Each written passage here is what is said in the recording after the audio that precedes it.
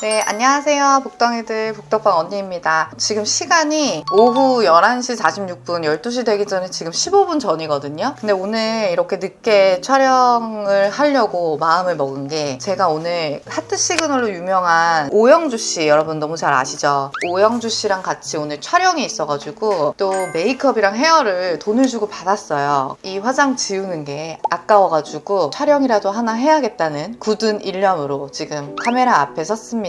그래서 뭐 어떤 컨텐츠를 찍으면 좋을까 이제 고민을 하다가, 변혜인 팀장이 어떤 물건을 그래서 거래를 했냐, 이거를 또 궁금해 하시는 분들이 많은 것 같아서 제가 최근에 거래한 물건들을 좀 한번 같이 보면서 시장 상황이나 어떻게 중개가 이루어졌는지 좀 디테일한 내용들을 좀 썰을 풀어보는 시간을 갖도록 하겠습니다. 여러분, 밸류맵이라는 사이트 너무 잘 아시죠? 그 밸류맵이라는 사이트를 가면 굉장히 재미있는 서비스가 있는데요. 이렇게 매물들이나 거래가 된 물건들에 대한 실거래 정보를 공유해주는 사이트인데요. 거래 사례의 이 네모 위에 이렇게 사진이 뜨게 되는데, 이 사진을 클릭을 하게 되면 누가, 어떤 중개사가 이 물건을 언제 거래했는지에 대한 정보가 딱 나와요. 여기에 프로필이라고 하는 항목을 클릭을 하면 저에 대한 페이지가 나오죠. 세심하고 정확한 건물 토지 매입 매각 컨설팅 유튜브 언니네 북덕방이라고 하는 변혜인 팀장의 창이 뜨게 되는데, 여기에서 우리가 볼 수 있는 게 바로 성공 중개에 대한 사례들을 직접적으로 확인을 하실 수 있습니다. 29건 외에도 지금 여기에 이제 등록이 안 된 건까지 사실 합치면 제가 4년 동안 빌딩 중개 거래를 약 한 40건 정도 한 것 같더라고요. 오늘은 그 중에서 3개의 중개 사례를 뽑아서 한번 리얼하게 풀어보도록 하겠습니다.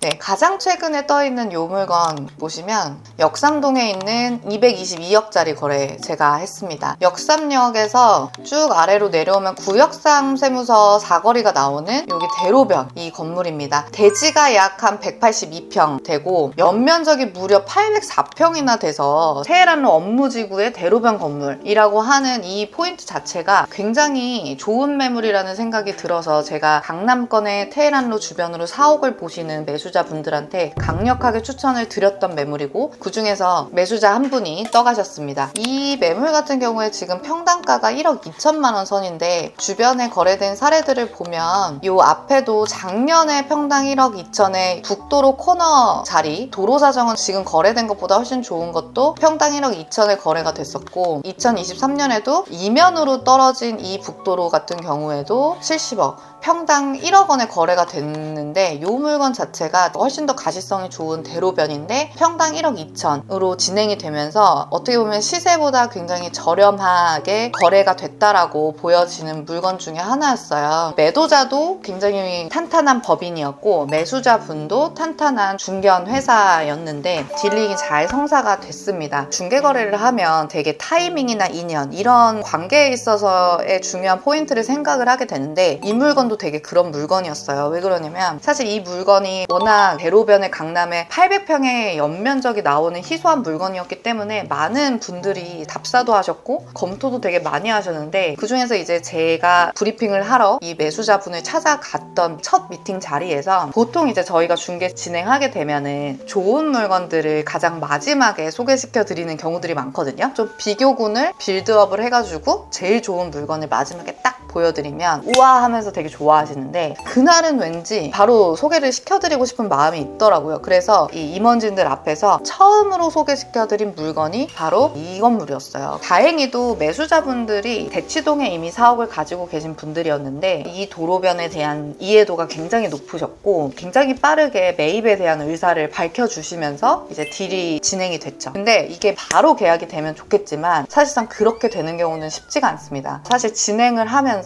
2번 정도 계약이 엎어졌어요. 그래서 매수자분도 그냥 우리 이거 딜 종료하자 라고 하시고, 매도자분도 이거 진행이 어렵겠습니다 라고 한두 번 정도가 이제 엎어졌었어요. 그런데 인공호흡하는 마음으로 제가 여러 가지 조건들의 변경이 많은 상황에서 잘 마무리가 돼서 다행이었던, 굉장히 뿌듯했던 거래 중에 하나였습니다. 이건 또 여담이긴 한데요. 이 물건을 토요일 아침에 답사를 하러 간 적이 있어요. 신당에서 동호대교를 타고 구역삼 세무 사무소까지 그냥 직진 코스로 쭉 내려가거든요. 신호등에 한 번도 안 걸리는 거예요. 느낌이 너무 좋아서 제가 진짜 마음속으로 이 물건 뭔가 나한테 되게 좋은 기운을 주는 것 같다 이런 생각을 하면서 답사를 진행했었는데 우연인지 인연인지 마무리가 잘 된 계약 중에 하나였습니다. 그리고 또 제가 올해 계약을 했던 것 중에 또 의미 있었던 게 바로 이건데 2023년 딱 1월 될 때 계약을 했던 거예요. 이 물건 같은 경우에는 강남구청역이랑 영동고등학교 사이에 여기 북도로 코너를 끼고 있는 건물입니다. 대지는 약 50평 그리고 연면적이 120평이고 지하 1층에서 지상 5층의 건물로 준공이 21년도 12월인 아주 깔끔한 신축 건물이었어요. 이거 같은 경우에는 인연이 있었다라고 생각이 드는 게 어떻게 중개도 보면은 소개시켜 드리는 거잖아요. 그래서 소개팅 주선을 내가 이 남자애랑 이 여자애랑 만나면 너무 잘 될 것 같아 라는 생각으로 우리가 주선을 해서 사귀는 것도 마음에 드는데 심지어 결혼까지 성공한다 이러면 진짜 되게 주선자 입장에서 되게 뿌듯한 거잖아요. 이 건 같은 경우에도 정말 제가 주선자로서 굉장히 뿌듯했던 거래 중에 하나였어요. 왜 그러냐면 이 물건을 22년도 작년 9월에 매도인께서 저를 찾아오셔서 처음으로 의뢰를 하셨었는데 매도 의뢰를 받고 나서 분석을 하려고 쭉 훑어보는데 정리를 딱 하자마자 번뜩 어떤 매수자분이 딱 떠오르게 된 거죠. 왜냐면 그동안 저랑 계속해서 오랫동안 명확한 목표를 가지고 사옥을 찾고 계시던 대표님이 계셨는데 딱 그 대표님이 생각이 번뜩 나면서 매도 의뢰 받은 이 물건을 딱 두 분한테 제가 소개를 시켜드렸는데 그중 한 분께서 물건의 새로운 주인이 되시게 된 거죠.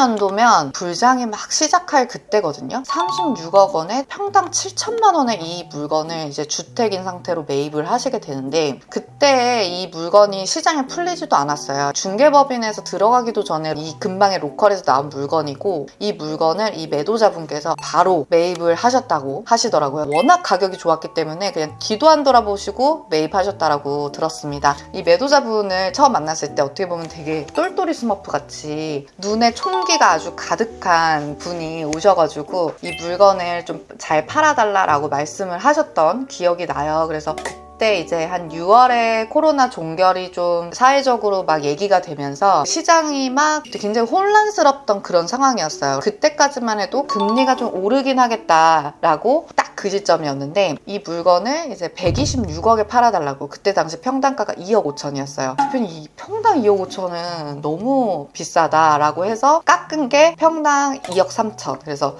116억에 그럼 한번 시작을 해보자 라고 미팅을 마무리했었는데 특히 매수자분이 되게 마음에 들어 하셨던 포인트는 이게 영동고등학교 바로 앞에 있거든요. 학교 뷰다 보니까 4, 5층만 올라가더라도 영구조망으로 아주 강남 바닥이 쫙 보이거든요. 그래서 영구조망인 점 그리고 건물이 굉장히 깔끔해서 직접 사용하기 좋은 점 때문에 매수자분이 굉장히 마음에 들어 하셨죠. 하지만 버트 가격이 이제 서로 갭이 굉장히 컸습니다. 매수자는 너무 비싸다라고 하셨고 매도자는 그래도 아직까지는 이 정도 금액은 받을 수 있을 거라고 생각합니다 라고 하는 이 가격적인 갭이 굉장히 큰 상황이어서 중개사로서의 목표는 이 갭을 줄이는 거 이게 가장 중점적인 중개 딜링의 포인트였는데 이렇게 계약이 스무스하게 되는 계약이 없어요. 10월에 임차인이랑 명도 이야기를 이제 잘 진행을 하다가 결국은 명도 소송까지 가게 되는 이런 변수가 생겨요. 소송이라는 게 뭐 항소할 수도 있고 뭐 불복할 수도 있고 뭐 이런 식으로 불확실성의 변수가 하나가 더 생기는 거거든요. 여러 가지 변수들이 새롭게 튀어나오면서 중개 이 협의를 거의 4개월 정도 진행을 하게 됩니다. 되게 마라톤 하듯이 달려왔던 것 같아요. 그래서 결론적으로 보면 매도자 같은 경우에는 아주 좋은 물건을 좋은 가격에 좋은 시기에 평당 7천대의 청담동 코너 물건을 매입을 해서 그때 세입자 다 본인이 명도시키고 신축 행위를 바로 진행을 했죠. 100억 원으로 매각을 하면서 상당한 시세 차익을 보셨습니다. 그리고 매수자분도 이 물건 매입하시고 내부 싹 손보신 다음에 지금 직접 사옥으로 사용을 하고 계십니다. 이 거래 같은 경우에는 4개월이라는 시간에 오랜 시간이 걸렸지만 매수자의 니즈 그리고 매도자도 감당해야 할 어떤 다양한 조건들을 또 감당하면서 물건을 좀 팔아야겠다라고 하는 니즈가 확실했기 때문에 결국 끝까지 됐고, 사실 그 안에서는 중간에서 이제 거래를 조율하는 중개사들도 굉장히 이 집요하게 이 딜링에 집중을 했었던 것이 좋은 결과로 만들어지지 않았나 스스로 한번 칭찬을 좀 해주고 싶은 그런 거래 중에 하나였습니다. 결국은 양측 다 만족할 수 있는 거래가 됐어서 저 또한 이 거래는 평생 제 중개 계약에서 기억에 남을 만한 물건이다 라는 생각이 듭니다.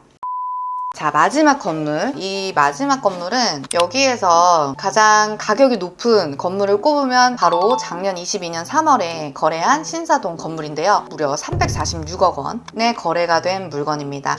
이 건물은 위치부터 정말 보시면 여기 신사역이에요. 신사역 신분당선이랑 3호선 라인, 그리고 강남대로와 도산대로가 만나는 그 코너가 바로 신사역이라서 이 신사역은 지금도 명실상부한 굉장히 복합적인 상권으로서의 영향력이 굉장히 강한데요. 근데 그 중요한 도로의 코너에 자리 잡은 바로 이 건물입니다. 지금 봐도 진짜 너무너무 좋은 물건이거든요. 22년도 3월은 19년도부터 시작된 이 빌딩 시장의 어떤 흐름이 스물스물 올라오면서 정말 정점을 찍은 게 제가 생각했을 때 22년도 3월이거든요. 이 물건이 처음에 시작된 게 340억에 시장에 풀렸었어요. 근데 이미 이제 그때 당시에는 워낙 매수자들이 정말 굉장히 공격적으로 매입을 할 때고, 좋은 물건이 나오면 진짜 거의 반나절도 안 돼가지고 선계약금이 들어가거나 하는 그런 형태로 하루에 막 거래되는 것들이 정말 많았던 시기예요. 워낙 그냥 눈 감았다 뜨면은 가격이 오르는 그런 시기였다 보니까 이 물건 같은 경우에도 340억으로 시작했다가 정말 그 다음날 343억이 되고, 그냥 그 하루 안에 343억 5천에 계약을 하겠다는 손님이 나타나고, 결국은 345억까지도 이제 가격이 막 오르게 되는데, 이런 경우에는 어떻게 보면 매수를 하는 입장 안에서 내가 브리핑은 340억에 받았는데 계속해서 가격이 올라가는 이런 상황에서는 매수자도 굉장히 당황하거나 혹은 불쾌할 수 있거든요. 그래서 중개사 입장에서는 이런 시기에는 매도자와의 어떤 커뮤니케이션을 단단하게 하는 것도 중요하지만 매수자랑 소통을 어떻게 하느냐가 굉장히 관건이에요. 이 매수자들도 좋은 물건이라고 하는 걸 찾아야 되기 때문에 매수자들은 굉장히 다양한 중개사들, 다양한 법인 회사들과 연락을 취하거든요. 중개사가 어떤 경쟁력을 갖느냐도 굉장히 중요한데, 이 매수 대표님이랑 진짜 독대하면서 기가 엄청 세신 카리스마 있는 회장님이신데, 저도 막 기에 눌리지 않기 위해서 노력을 하면서 중개사 스스로 확신이 굉장히 강했기 때문에 좀 그런 부분에서 회장님을 설득하고 신뢰를 얻는 데 좀 도움이 되지 않았나, 그런 생각을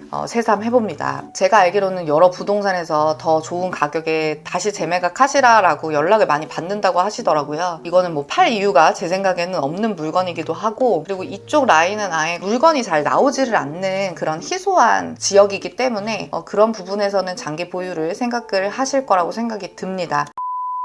중개사로서 딜링을 하면서 여러 가지로 제가 느끼는 바가 많지만, 가장 강하게 생각이 나는 건 정성은 하늘이 알아준다고, 절실한 마음으로 이 중개를 진행을 하는 그런 과정들 안에서 사이사이에서 또 희망을 잃지 않고 끝까지 계약을 위해서 애쓰는 이런 태도들이 결국은 결과를 만들었을 거라고 생각이 듭니다. 오늘 이 영상을 보시면서 투자자분들은 또 중개사가 어떤 형태로 어떤 계약이 됐는지 알아보시는 계기가 됐으면 좋겠고, 중개하시는 분들한테도 조금은 노하우의 팁을 공유하는 그런 시간이 되었길 바랍니다. 그럼 오늘 영상 봐주셔서 너무 감사드리고요. 다음번에 또 유익한 영상으로 찾아뵙도록 하겠습니다. 여러분 안녕, 굿나잇, 잘 자요.